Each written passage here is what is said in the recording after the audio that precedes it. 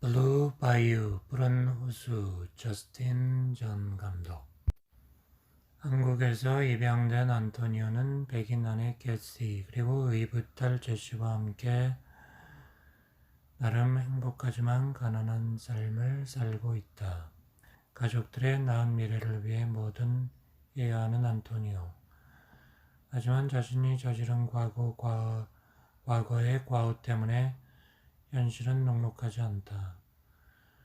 수없이 벌어지는 해외로 입양된 사람들의 국외 추방 문제를 다룬 작품은 한 남자의 슬픈 이야기를 그리고 있다. 최근 미국 독립영화계에서 급부상하는 한국계 감독 중 하나인 저스틴 전이 감독과 주연을 맡아 알리시아 비칸데르와 연기호흡을 맞춘다.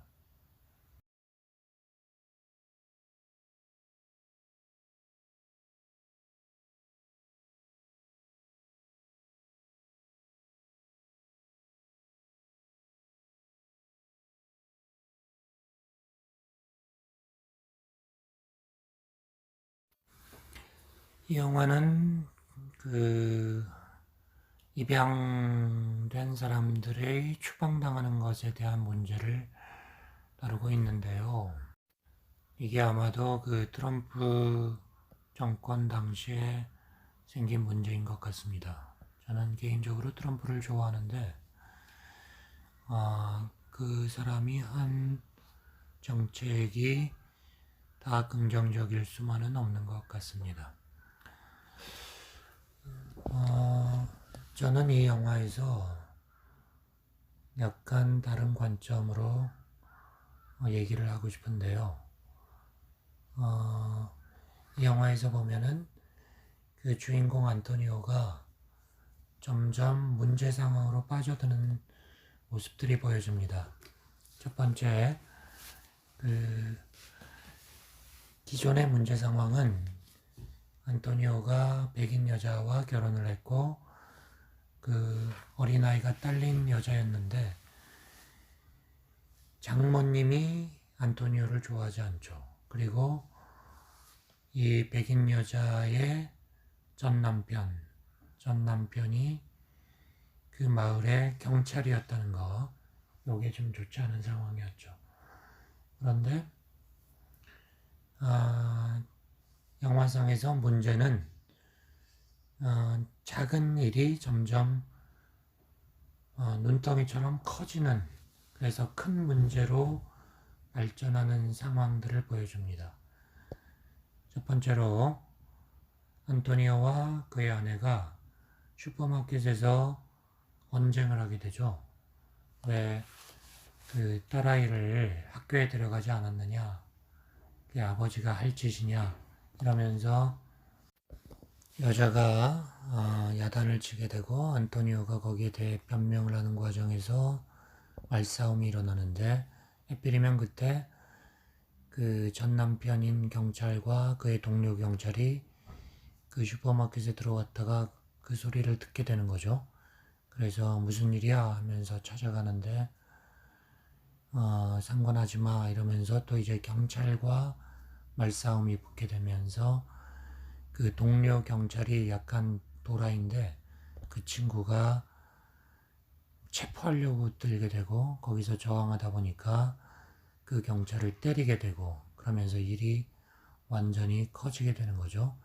그래서 안토니오가 잡혀가다 보니까 그의 아내는 또 그걸 빼내기 위해서 돈을 쓰게 되고 이렇게 된 거죠. 또 일이 거기서 끝나면 좋은데 이 나쁜 경찰이 이 안토니오의 약점을 조사해서 이 사람의 상황이 추방될 수도 있는 상황이다라는 걸 알게 되고 그래서 추방 조치를 취하게 됩니다. 그러다 보니까 안토니오는 남아있기 위해서 변호사를 구하게 되고 변호사 비용이 500만 원, 한국 돈으로. 그 돈을 구하기 위해서 또 문제가 생긴 거죠. 근데 또 안토니오가 또 잘못을 저지르죠. 돈을 구하기 위해서 옛날에 안토니오가 전과가 있었는데 오토바이를 훔쳤던 전과가 있었죠. 근데 그 짓을 또 하게 된 거죠. 오토바이를 훔칩니다. 그래서 500만 원을 만들어서 변호사 비용을 대죠. 이게 이렇게 또 옛날 나쁜 버릇을 또 발동시키다 보니까 그거를 또 전 남편이 보게 되고 알게 되고 그거를 또 자기 전 아내에게 얘기를 해버리고 그러니까 아내는 또 화를 내면서 아이를 데리고 떠나게 되고 이렇게 되는 거죠. 네, 이런 그 눈덩이처럼 그 체인 리액션이 일어나는 과정은 저는 그 고통체의 작용 혹은 디몬의 작용으로 해석할 수 있다고 봅니다.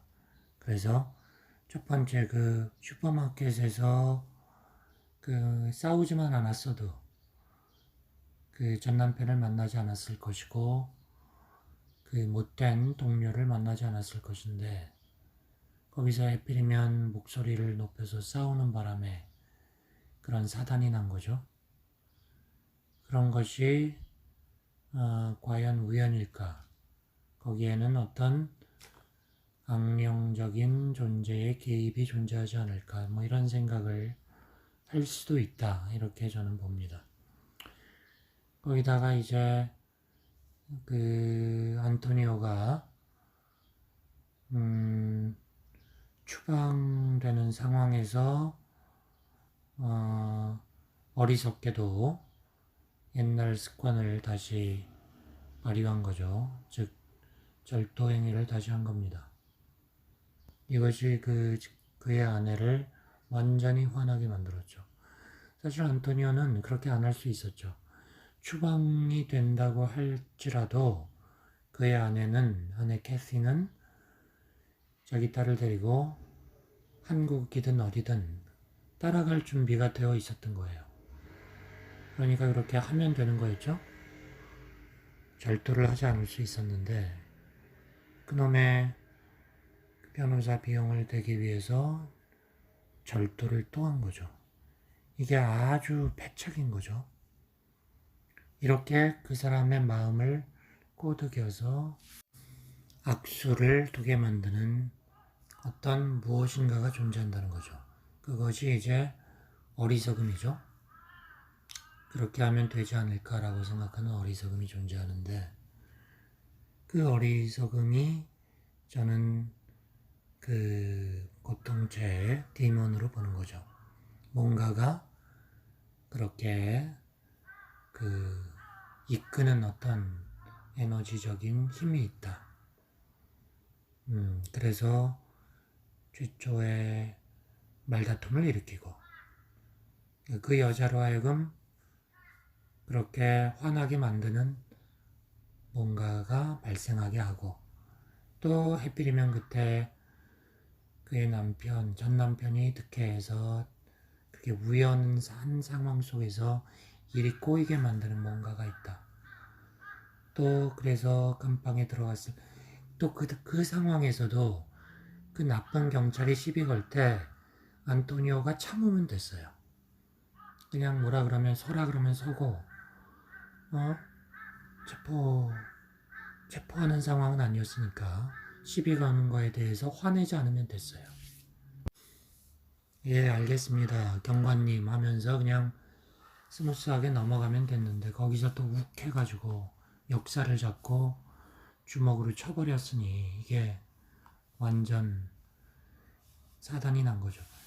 이때 이제 만약 안토니오의 그 뒤통수에서 문제를 일으키게 하는 디몬이 존재했다라고 친다면 그 디몬이 쾌재를 불렀을 겁니다. 너는 이제 XX 됐어. 뭐 이렇게 뒤에서.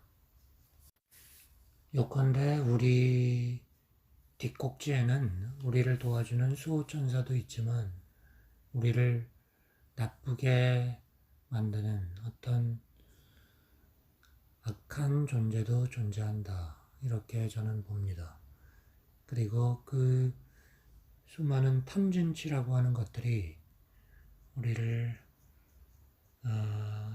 그렇게 이끈다. 사실 뭐 이혼을 한다거나 뭐 관계가 깨진다거나 뭐 살인을 한다거나 이런 나쁜 결과들이 일어나는 그 이면에는 사실 별것도 아닌 것이 점점 커지는 경우가 많거든요.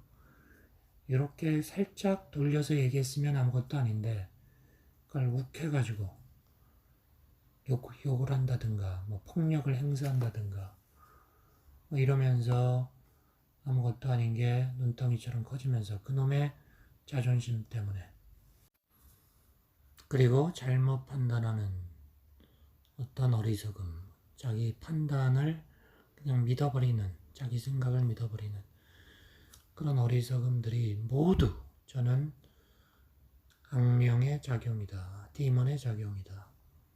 고통체의 작용이다. 라고 봅니다. 그게 탐진치인데 그것을 자기 생각으로 믿어버리는 거죠. 그리고 자기 생각이 옳다고 믿는 거죠. 이게 또 다른 어리석음인 거죠. 그래서 저도 굉장히 큰 낭패들을 보았고 그런 것들이 다른 사람에게도 계속 일어나고 있다는 것을 봅니다. 지금의 저에게도 끊임없이 계속 일어나고요. 그래서 이 어떤 탐진치, 고통체, 디몬과 싸우는 것이 죽을 때까지의 인간의 숙명인 것 같습니다. 인간의 과업인 것 같습니다. 이런 것들을 정신 차리고 잘 헤쳐나가는 그 작업이 바로 명상입니다. 명상을 하는 이유가 주기도문에 나온 대로 악에서 구하옵소서. 악에서 우리를 구하기 위해서 스스로를 구하기 위한 어떤 기도의 행위와 다름이 아닙니다. 시험에 들지 말게 하옵시고 다만 악에서 구하옵소서. 시험에 든다는 게 악령의 도전에 진다는 거죠. 시험에 걸린다는 게 쉽게 말해서 욱하고 터뜨려 버린다는 거죠. 자기의 고집대로 밀고 나가면서 판을 엎어버린다든가 뭐 떠난다든가 밀친다든가 맞상대해서 화를 낸다든가 화를 낸다는 게 꼭 소리 지르는 게 화가 아닙니다. 속으로 윽 하면서 상대를 깔본다든가 뭐 엎어버리려는 마음이 든다든가 이 모든 게 다 화죠. 그래서 이런 작용들이 제가 말하려고 하는 것은 그 자기의 신념을 믿고 이건 이래야 돼. 근데 저놈은 저렇게 했어. 라고 생각하면서 그 속으로 화를 내는 거. 자기의 그 관념을 주장하는 거. 그게 어리석음이고 실제로 화를 내서 소리 지르지 않더라도 어떤 행동을 하는 거. 이게 다 화입니다. 분노입니다. 그리고 어리석음입니다. 이런 것들을 함으로써 상황을 망친다는 거죠. 상대방을 망치고 나를 망치고 이런 일들이 비일비재하죠. 제가 말씀드리고자 하는 건 그러한 분노와 욕망과 어리석음 이런 것들이 디먼이라는 것을 객관적으로 파악을 할 수 있어야 된다는 거죠. 그것이 내가 아니고 고통체라는 것을 알고 그 고통체의 작용과 나를 분리시킬 수가 있어야 된다는 거죠. 이 저스틴 존이 연기한 안토니오가 그 감각이 있었더라면 이렇게 사단이 나지 않고 미국에서 쫓겨나지 않을 수 있었다는 거죠. 가족과 헤어지지 않을 수 있었다는 거죠. 그런 얘기를 하고 싶었습니다. 이 영화가 그런 생각들을 불러일으키게 했고 그러한 지점들을 보여주는 좋은 영화였습니다. 감사합니다.